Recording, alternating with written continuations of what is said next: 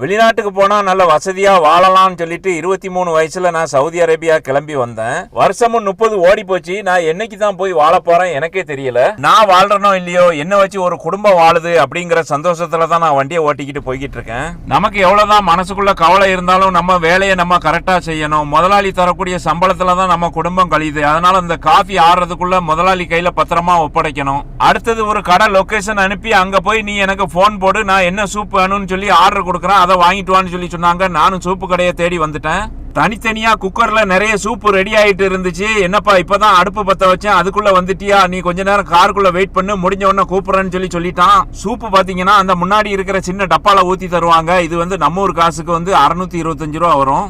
இந்த காஸ்ட்லியான சூப்பை இன்னைக்கு குடிச்சு டேஸ்ட் பாத்திர வேண்டியதான்னு சொல்லிட்டு நானும் என்கிட்ட இருந்த கிளாஸை கொண்டு போய் அந்த தம்பி முன்னாடி கொண்டு வச்சுட்டேன். உனக்கு கொடுக்காம வேற யாருக்கு கொடுக்க போறேன்னு கிளாஸ் நிறைய ஊத்தி தந்துட்டான். நானும் குடிச்சிட்டு தெம்பாட்டு வேலைக்கு கிளம்பிட்டேன்.